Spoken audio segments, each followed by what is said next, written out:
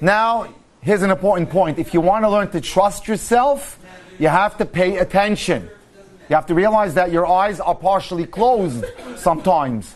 To run a reality check on your relationship, be open to hearing what other people are telling you. I do this all the time. This week alone, I saved 3 relationships and I crashed 5.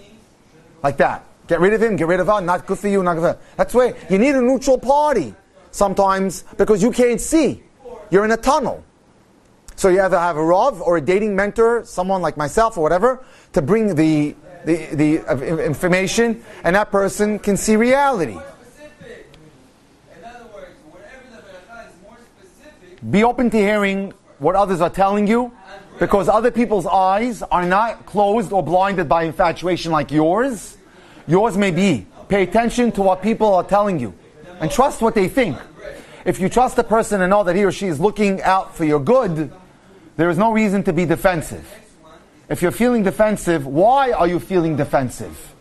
Why do you have to defend that person? Okay, once in a while, 1 or 2 points. But why do you constantly have to defend that person? There's a chance you might be in denial.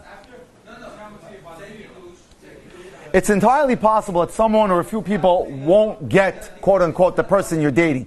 They just don't like him, doesn't rub them right. Sometimes they make a comment like, I can't imagine you with someone like her or him. Or are you sure that he or she is not too quiet for you? That's not a problem. But if they tell you things like, I'm getting a really bad vibe from this guy or girl, or he doesn't seem right for you at all, or I'm really worried about your future, I think you're making a big mistake, those are things that you need to be listening to. When people are scared for you, chances are they're tuning into a real problem. Keep in mind that sometimes friends have suspicions that something is wrong, but they will keep it to themselves. Maybe it's because they have a hard time with confrontation, or they don't feel comfortable approaching you.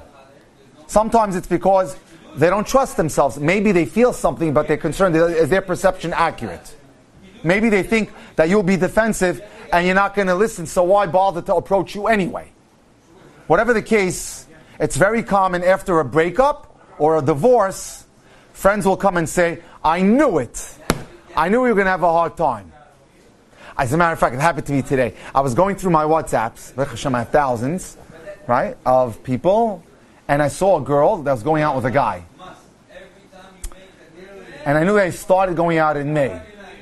For whatever reason, the boy didn't keep in contact with me. I saved him big time from a nightmare. And I told him, stay in touch with me. He stopped staying in touch with me. So I just happened to write the girl a WhatsApp today. So I guess you're engaged? She says, no, we broke up 3 months ago. I wrote her, I figured. Because you could just tell the way the relationship wasn't built well to start. And he wasn't getting any guidance from anyone and refused that kind of guidance. Okay, now, sometimes after a divorce or a breakup, people come and say to you, something made me nervous about him. Something made me nervous about her. Your friends will tell you this, or your relatives, or your parents. It's essential that you let your friends know when you're dating, I am open to your feedback. What do you think of him? What do you think of her? Get that feedback. It's important. I want your feedback. Take, for example, Fran, a happy bride-to-be planning her wedding. Throughout the engagement, her fiancé was being mildly flirtatious with her friends. Flirtatious, flirting with her friends. He would call each one separately to discuss wedding details. What the heck is he calling her friends to discuss wedding details with them? Doesn't make any sense. At first, it was innocent. However, as the phone calls continued, he continues to call the friends. He tries to get more and more personal and speaks less and less about the wedding. Each friend became increasingly uncomfortable about the phone calls, but never spoke up to him because they were afraid to rock the boat, or they didn't tell Fran either. Hello, your hubby-to-be is calling me all the time. They also thought that Fran would get defensive and angry. Finally, one girlfriend told Fran about the phone calls, but it was 2 days before the wedding. As soon as she expressed her reservations about the groom, the others all piped in and confessed that they were also part of this inappropriate behavior. The wedding was called off literally 1 hour before it was supposed to start. When you are dating someone, it's important to ask your friends, what do you think? Ask them directly. What do you think of the guy? What do you think of the girl? Let them know that my ears are open. Even if your eyes might be a little bit out of focus.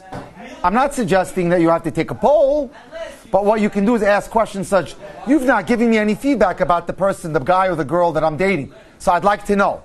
I'm really interested in your opinion. You're usually pretty talkative and opinionated. Why are you so quiet lately? Would you tell a friend of yours? I'm open to hearing your feedback about him or her. Or simply, what do you think about him or her? Besides asking your friends these important questions, there's another way to avoid getting burned like Fran did. You've just experienced another Torah class brought to you by TorahAnytime.com.